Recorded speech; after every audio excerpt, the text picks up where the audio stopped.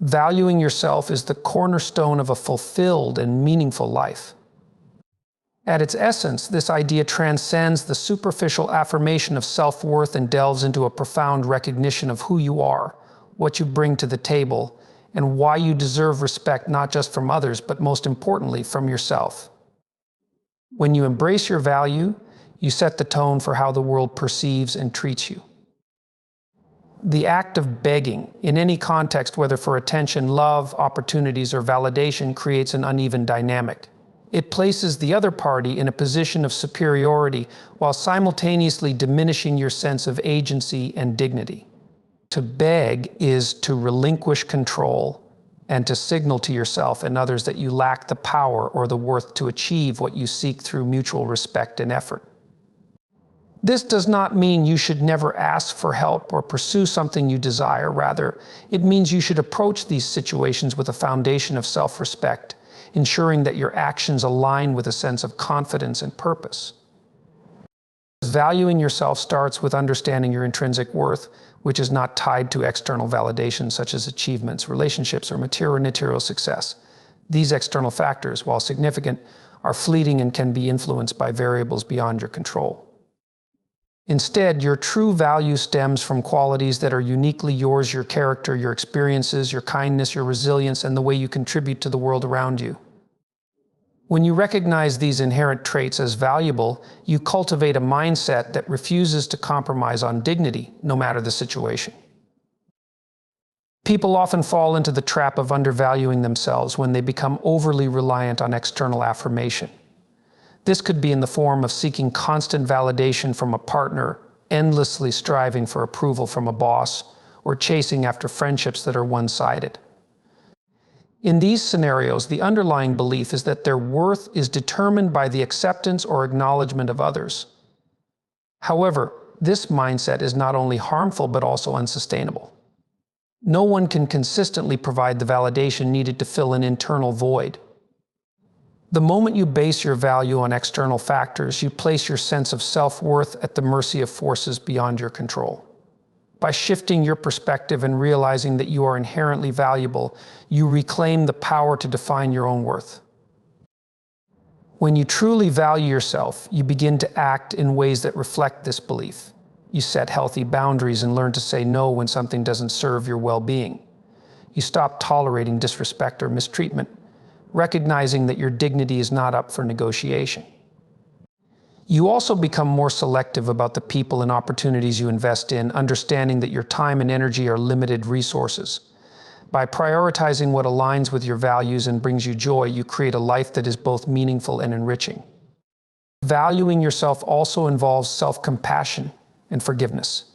Many people struggle to recognize their worth because they are weighed down by past mistakes, failures, or insecurities. They may feel unworthy of love, success, or happiness due to their perceived shortcomings. However, true self-worth includes embracing your imperfections and understanding that they are part of the human experience.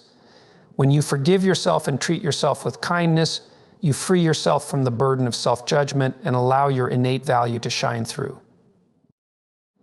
Another important aspect of self-worth is the ability to detach from situations or people that do not reciprocate your efforts or respect your boundaries. This doesn't mean you should become indifferent or detached from others instead.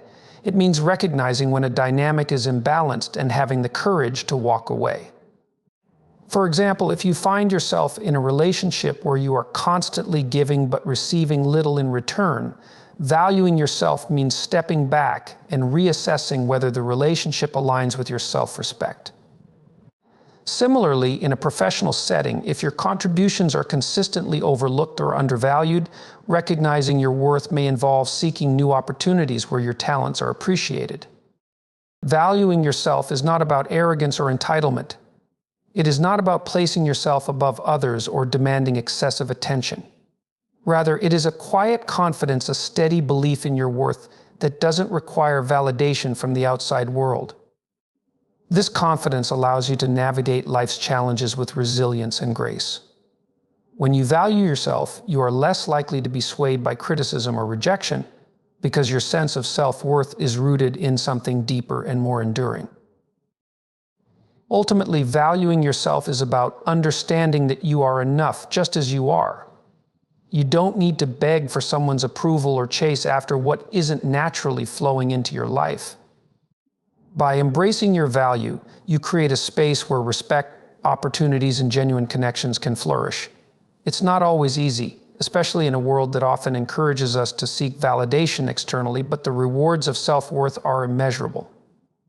When you value yourself, you attract relationships, opportunities, and experiences that align with your true essence, and you live a life that feels authentic and fulfilling.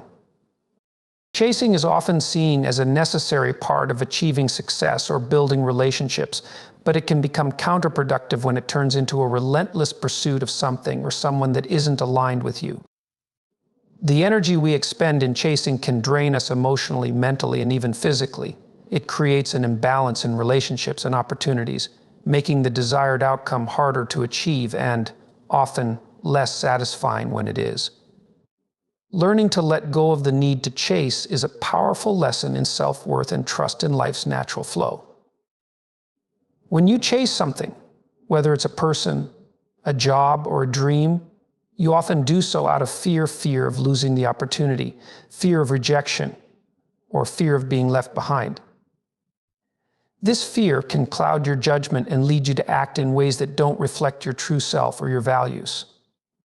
Instead of operating from a place of confidence and abundance, you start functioning from a mindset of lack. This scarcity mindset makes you feel as though you must cling to every chance that comes your way, even when it may not be the right fit. In relationships, chasing often leads to an unhealthy dynamic where one person is constantly pursuing the other. This imbalance can create a sense of desperation, which is rarely attractive or fulfilling. If someone isn't showing mutual interest or effort, continuing to chase them sends the message that their time and attention are more valuable than yours. Over time, this dynamic can erode your self-esteem and create resentment. Relationships thrive on mutual respect and effort, and chasing disrupts this balance by placing one party in a position of power over the other. The same principle applies to opportunities in your professional or personal life. If you find yourself constantly chasing after a job or a goal, it's worth asking whether the pursuit is truly aligned with your skills, passions, and long-term vision. Sometimes the act of chasing blinds us to alternative opportunities that might be better suited to our strengths and aspirations. By focusing so intently on what we think we want, we may miss out on what's actually meant for us. One of the most liberating realizations is that what is truly meant for you will not require you to chase it endlessly. This doesn't mean that success comes without effort or hard work. It absolutely requires dedication and persistence. However, there is a difference between putting in effort and forcing something to happen. Effort comes from a place of purpose and confidence, while chasing often stems from insecurity and impatience. When you stop chasing, you allow life to unfold naturally, creating space for opportunities and relationships that align with your authentic self. Stepping away from the chase also gives you the chance to reevaluate what you truly want. Sometimes we chase things because of external pressures or societal expectations rather than because they genuinely resonate with us. For example, you might chase a high-paying job because it's what society deems successful, even if it doesn't align with your passions or values. Or you might chase a romantic partner because they fit an ideal image, even if the connection lacks depth or compatibility. When you stop chasing, you can take a step back and reflect on whether the pursuit is truly serving your happiness and growth. Letting go of the chase doesn't mean giving up on your goals or settling for less than you deserve. It means shifting your approach from one of pursuit to one of attraction. Instead of chasing opportunities or people, focus on becoming the kind of person who naturally attracts what you desire. This involves investing in your personal growth, building your confidence, and aligning your actions with your values. When you operate from a place of self-assurance and authenticity, the right opportunities and relationships will find you without the need for relentless pursuit. Chasing can also create a sense of urgency that prevents you from enjoying the present moment. When you're constantly focused on what's ahead, you miss out on the beauty and opportunities that exist right now. Life is not a race, and success is not a destination, it's a journey. By letting go of the need to chase, you allow yourself to be fully present and to appreciate the process rather than fixating on the outcome. Trusting that what is meant for you will come requires a leap of faith, but it's a faith that is grounded in self-worth and patience. It's about believing that you are enough as you are and that the right opportunities and relationships will align with your unique qualities and efforts. This doesn't mean passivity or complacency. It means focusing your energy on what you can control: your growth, your mindset, and your actions, while letting go of the need to control external outcomes. Ultimately, when you stop chasing, you gain a sense of freedom and empowerment. You no longer waste your energy on pursuits that don't serve you or validate your worth through external achievements or relationships. Instead, you cultivate a life that is grounded in purpose, balance, and authenticity. The right opportunities, people, and experiences will naturally come into your life when you are aligned with your true self, and the chase will no longer feel necessary. Writing to others, especially when the effort is not reciprocated, can sometimes feel like reaching out into an emotional void. It's an act we often perform with the best intentions to connect, to express our thoughts, or to maintain a relationship. Yet, when the communication is one-sided, it can lead to frustration, self-doubt, and even a questioning of our own worth.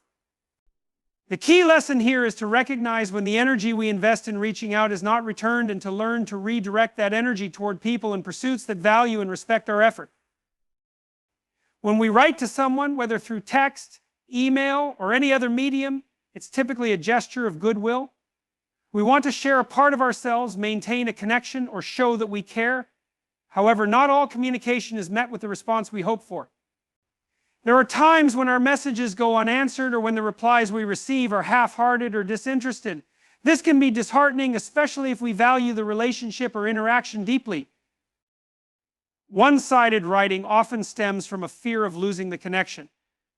We may convince ourselves that if we don't keep reaching out, the relationship will fade away entirely.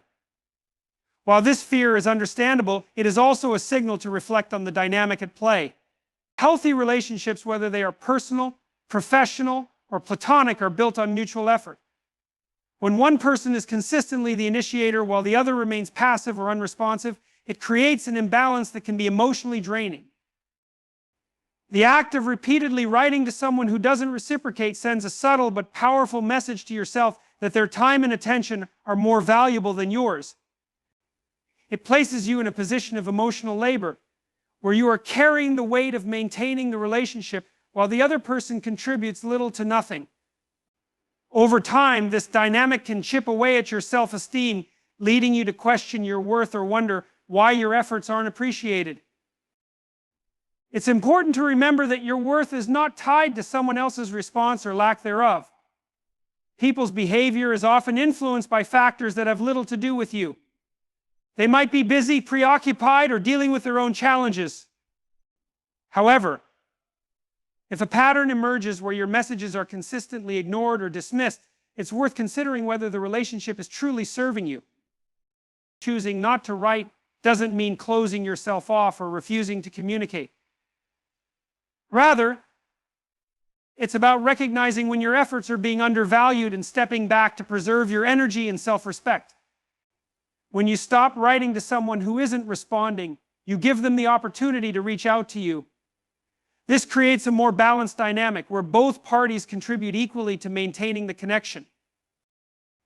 By stepping back, you also create space for self-reflection. You can evaluate the relationship objectively and ask yourself whether it aligns with your values and emotional needs. Are you writing to this person because you genuinely value the connection, or are you doing so out of habit, obligation, or fear of letting go? Are your messages an expression of mutual care and interest, or are they a way to seek validation or affirmation from someone who isn't willing to provide it? These are important questions to consider as you navigate your relationships and communication habits. Redirecting your energy away from one-sided communication can be incredibly liberating. It allows you to focus on relationships that are reciprocal and fulfilling. Instead of pouring your time and effort into someone who doesn't respond, you can invest in people who value and appreciate your presence. This shift not only strengthens your connections, but also reinforces your sense of self-worth. Moreover, stepping back from unreciprocated writing doesn't mean you're giving up on the relationship entirely. Sometimes people need space or time to process their own lives before they can engage meaningfully. By not overextending yourself, you demonstrate respect for their boundaries while also respecting your own. If the connection is genuine and meaningful, the other person will make an effort to reconnect when they are ready. In some cases, letting go of the need to write can even deepen a relationship. It shifts the dynamic from one of constant giving on your part to one of mutual effort. When you stop initiating communication, it allows the other person to step forward and take on their share of the emotional labor. This can lead to a healthier, more balanced relationship where both parties feel valued and respected. Ultimately, the decision to stop writing isn't about punishing the other person or playing games. It's about honoring yourself and recognizing that your time, energy, and emotions are valuable.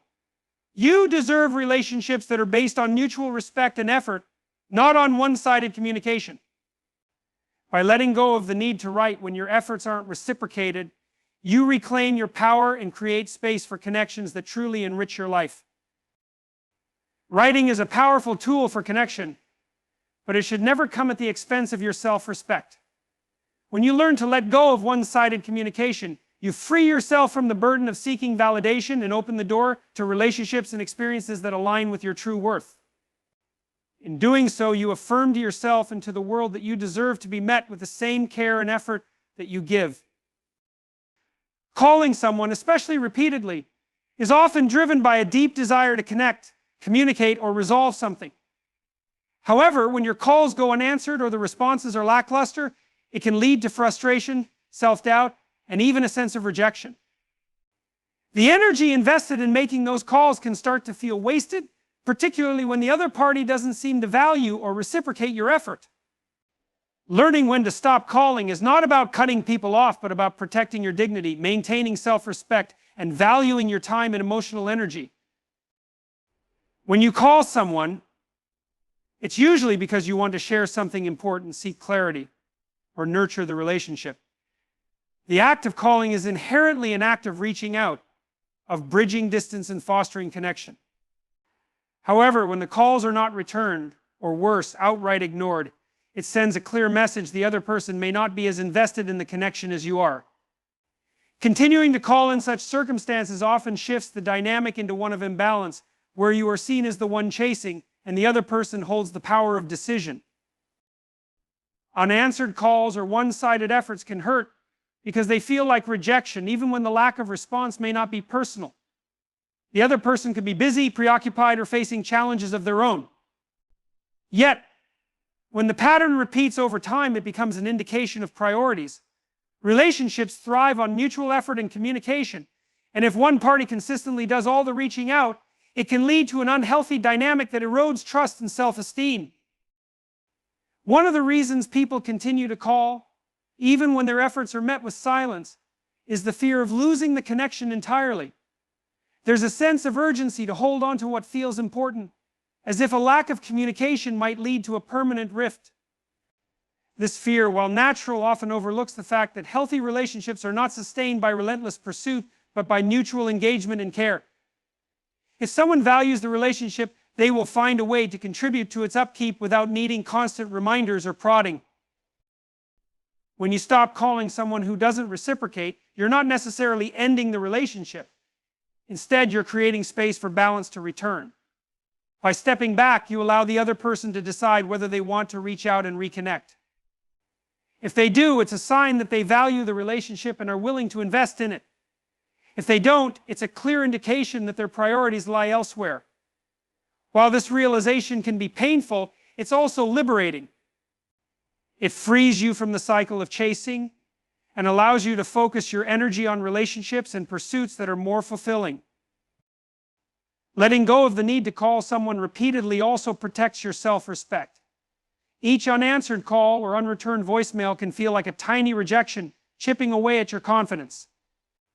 Over time, this can create feelings of inadequacy or desperation, even when the lack of response has nothing to do with your worth. By choosing not to call, you reclaim your sense of dignity and send a powerful message to yourself that your time and emotional energy are valuable and should be directed toward those who appreciate them. The act of stepping back from unreciprocated calling doesn't mean you're giving up on the person or the relationship. It simply means you're choosing to respect both your boundaries and theirs. Sometimes people need space or time to process their own lives, and constant calls can feel overwhelming rather than supportive. By pausing, you allow the other person the freedom to engage on their own terms. If the connection is meaningful to them, they will reach out when they are ready. It's also worth reflecting on why you feel the need to call so persistently. Is it because you genuinely want to connect, or is it because you're seeking validation, reassurance, or closure? Understanding your motivations can help you decide whether continuing to call aligns with your values and emotional needs. If the effort feels one-sided or draining, it may be time to step back and reconsider how much of yourself you want to invest in this dynamic. Redirecting your energy from unreciprocated calling to more balanced relationships can be transformative. Instead of focusing on someone who isn't engaging, you can channel that energy into connections where your effort is appreciated and returned. This shift not only strengthens your existing bonds, but also reinforces your sense of self-worth, reminding you that you deserve relationships based on mutual respect and care. By choosing not to call repeatedly, you also cultivate a sense of inner peace. You free yourself from the anxiety of waiting for a response or feeling the sting of rejection. Instead, you learn to trust the natural flow of relationships in life. What is meant for you will come with ease and mutual effort. What isn't will fade away, making room for better opportunities and connections. Ultimately, stopping the habit of calling someone who doesn't respond isn't about closing doors, but about opening new ones. It's about honoring your time, protecting your emotional well-being, and trusting that relationships worth keeping don't require constant chasing. In doing so, you affirm your own value and create a life enriched by connections and experiences that truly align with who you are. Respecting silence is an often overlooked but profound principle that holds the key to healthier relationships and greater emotional well-being. Silence from others can be unsettling. It leaves space for uncertainty, doubt, and interpretation. However, learning to respect silence is a sign of emotional maturity and self-assurance.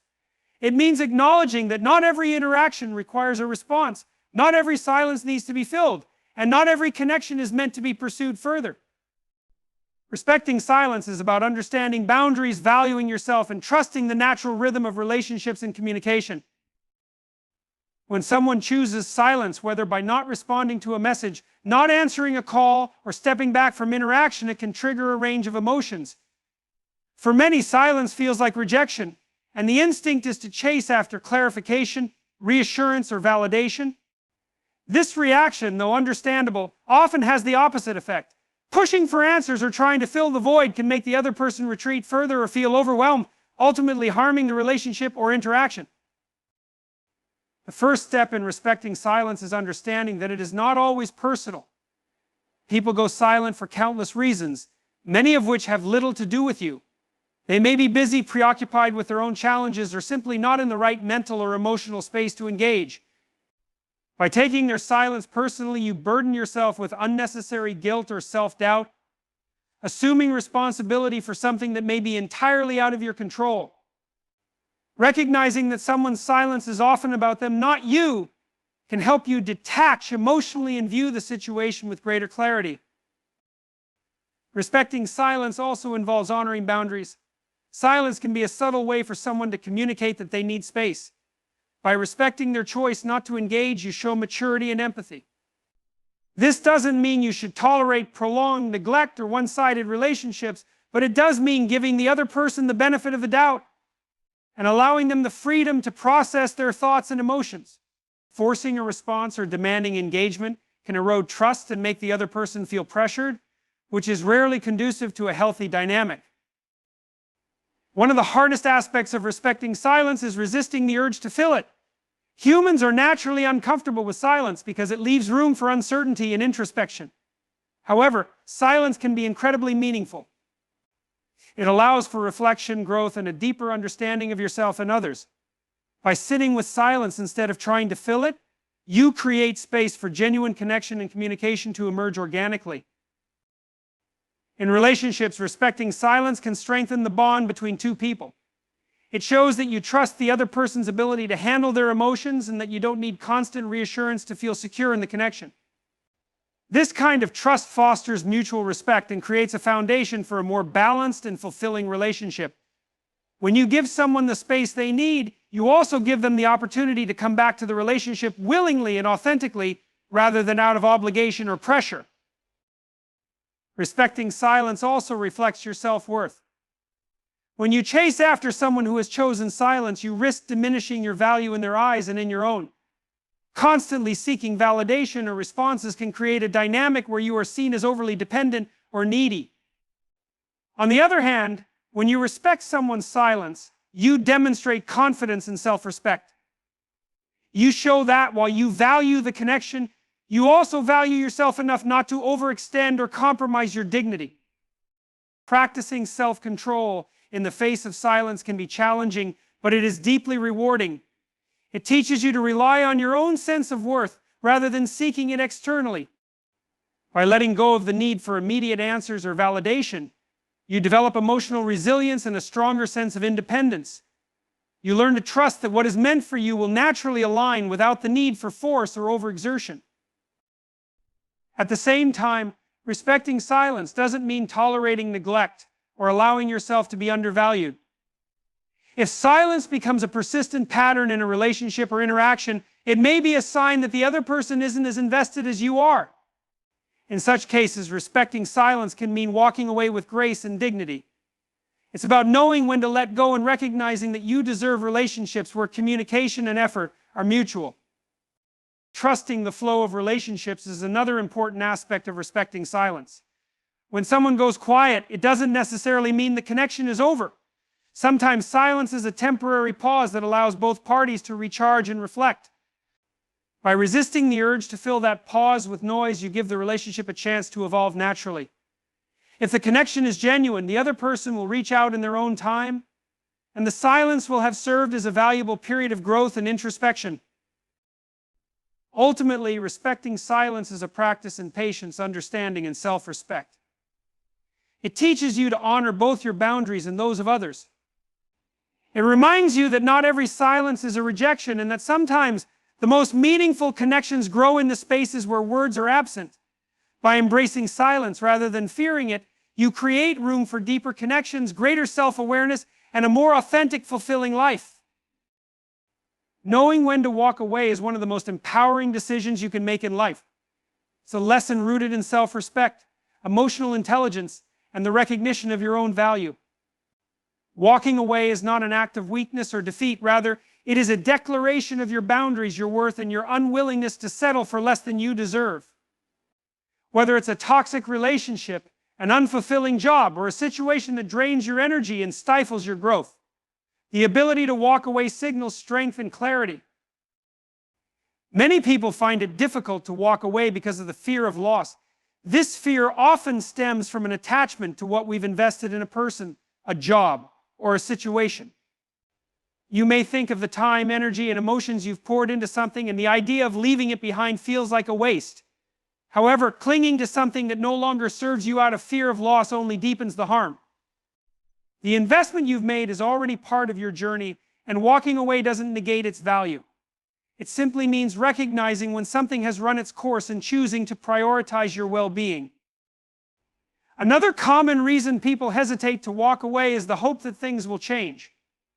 In relationships, you might believe that with time, effort, or compromise, the other person will begin to treat you the way you deserve. In a job, you may hope that the environment will improve, or that your efforts will eventually be recognized. While hope is a powerful motivator, it can also keep you stuck in situations that don't align with your values or aspirations. Change is only meaningful when it is mutual and consistent. Waiting indefinitely for external circumstances to shift can leave you feeling frustrated, powerless, and drained. Walking away is also about recognizing patterns. If you find yourself repeatedly facing the same issues, whether it's being disrespected, undervalued, or emotionally neglected, it's a sign that the situation is unlikely to change. patterns reveal truths about people and environments that words often obscure. By acknowledging these patterns and choosing to walk away, you break free from the cycle of disappointment and create space for something healthier and more fulfilling. Choosing to walk away requires you to trust yourself and your instincts. Often your intuition will signal when something isn't right long before your mind catches up. It's that nagging feeling in the pit of your stomach, the quiet voice urging you to let go, or the sense of unease that lingers even when everything seems fine on the surface. Trusting these signals is an act of self-care and empowerment. When you walk away, you're affirming that your happiness, peace, and self-worth matter more than staying in a situation that undermines them. One of the most liberating aspects of walking away is the space it creates for growth and new opportunities. When you remain in a situation that no longer serves you, you block the flow of energy and possibilities that could lead to greater fulfillment. Walking away is not an end but a beginning. It's an opportunity to redirect your energy toward pursuits, relationships, and experiences that align with your goals and values. By letting go of what no longer fits, you make room for what truly belongs in your life.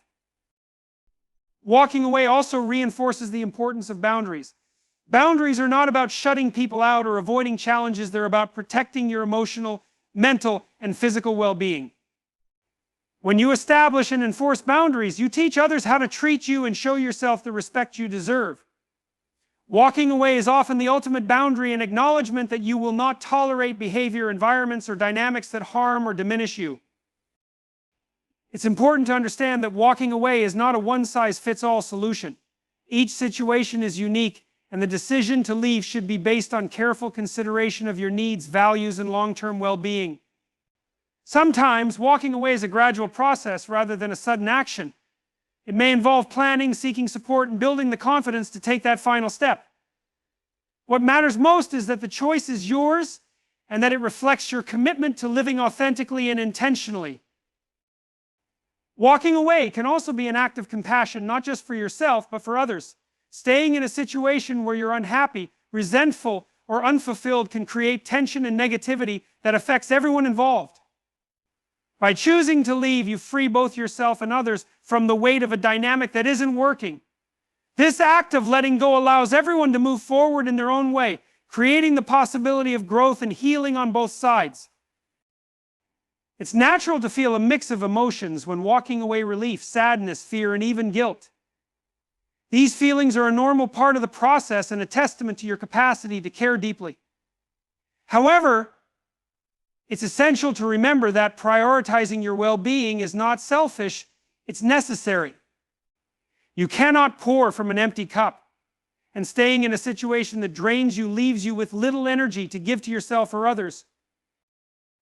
Ultimately, walking away is a powerful statement of self-respect and resilience. It's a reminder that you have the strength to let go of what no longer serves you and the courage to embrace the unknown.